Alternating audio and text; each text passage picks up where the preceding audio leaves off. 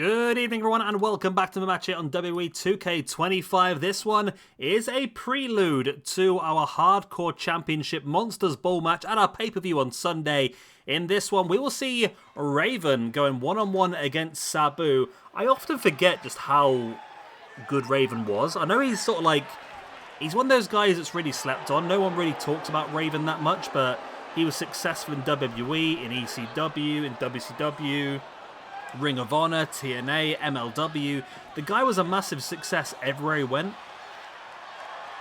He wasn't like world champion everywhere, don't get me wrong, but he was a solid person who always got TV time, always got over. He was very effective. I mean, I'm pretty sure he had a really rough feud once with a very young CM Punk in MLW. I think ended up with... There was a cage match involved. I think somebody might have got crucified. I can't remember, to be honest. It was a Ravens rules match. It was nutty, it really was.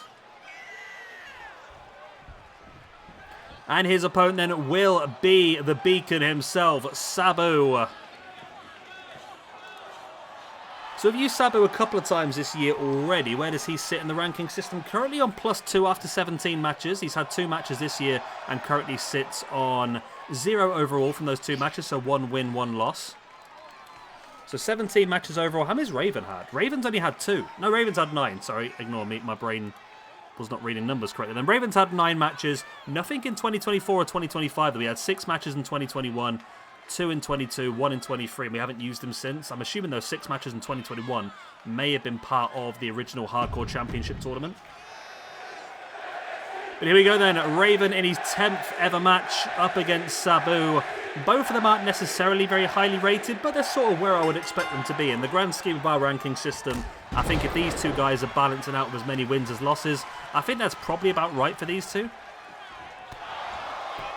I mean, they're never going to be like at the top echelons of like +20, +30 fighting for the World Championship, but they have very solid uses on our roster, and exactly what we're coming to on Sunday for the Hardcore Championship, as it will be the new champion, Lance Archer, who won the belt last week at our AEW All-In show. He'll be defending against Abyss, Raven, Sabu, Rhino, and RVD in a 6-way Monsters Ball elimination match.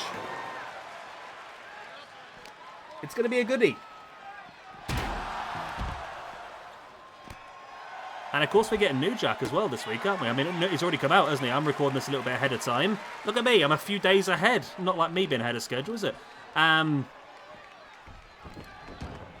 yeah, we should have New Jack by the time this comes out as well, which would be insane. We'll have to give New Jack a couple of opportunities on next week's pay-per-view. See what he's all about. As Raven in with the pin attempt, only a 1 count. See Raven now raining down with the strikes into the back of their head as well. Bringing Sabu back up to his feet. The clubbing blow against the back. Boot in the gut. Up he goes into a powerbomb position. He's going to do that annoying thing where he turns around and drops him face first. Yep. What's wrong with a simple buckle bomb? This whole dropping him face first thing just annoys me.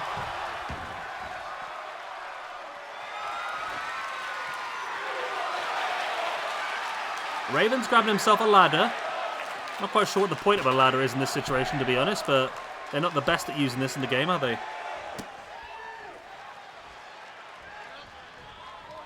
Sabu now, swinging the leg, dropping Raven face first, slides to the outside himself, looking for some hardware.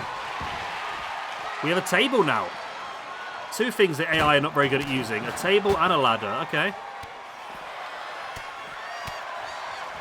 I'll be interested to see what the game does with these 2 objects, whether they just swing them around and use them as blunt objects, which is the norm.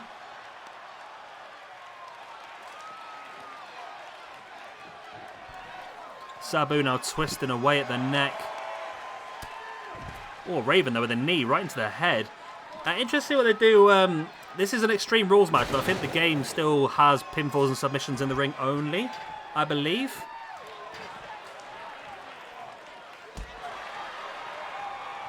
Nice dropkick there. Raven now with a trash can, throws it at the ground at Sabu. Now Raven taking Sabu up onto the shoulders. Oh, look at that. Dropped him and then dropped him with a strike right in the face. Raven now dragging Sabu across back into the ring. So maybe it is pinfall only inside the ring. as Raven trying to get some sort of sense back into this match. But sense is not Sabu's vocabulary, is it really? Lovely running dropkick right into the leg, which caused Raven to fall face first onto the ladder, and then Sabu hit him with a lion salt. Sabu willing Raven back up to stand base, went for the kick. Raven caught the leg though, swept it out, and Raven is, well, these two guys know each other very well. They've spent a lot of time in their careers together, especially in ECW. Raven's seen a lot of these high-flying maneuvers from Sabu before, hasn't he? Raven now looking for some more hardware under the ring again. This time it's a steel chair. Right across the gut. And I wonder whether Sabu might make it onto 2K26, you know, with obviously his recent passing and everything like that. We've got Sandman, we've got New Jack. If we can, we've got RVD as well. If we can get ourselves Sabu on there, that would be a hell of a ECW foursome on there.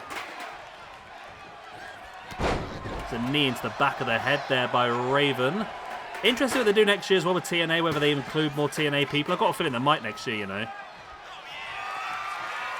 It's a little bit iffy, I suppose. There'll have to come some sort of agreement because, of course, WWE don't own the image rights of a lot of these TNA people. So I know a lot of people are expecting like a TNA DLC or stuff like that, but it's difficult because obviously the people under contract by WWE and the Legends contracts you can put on the game.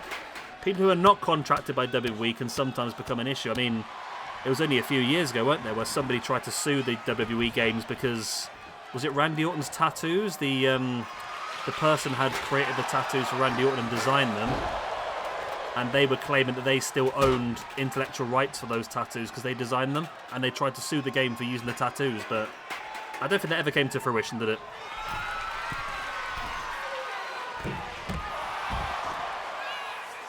Raven now still in control, going to turn Sabu over.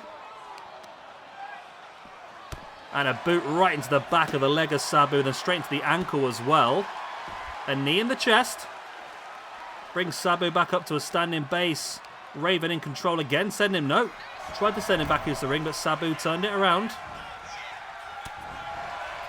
Was trying to use the ropes again, but Raven with that discus lariat completely flattened Sabu. That could be enough. I don't remember him using the discus lariat, to be honest, but it looked a very effective finisher maneuver. What I remember is that Raven effect DDT.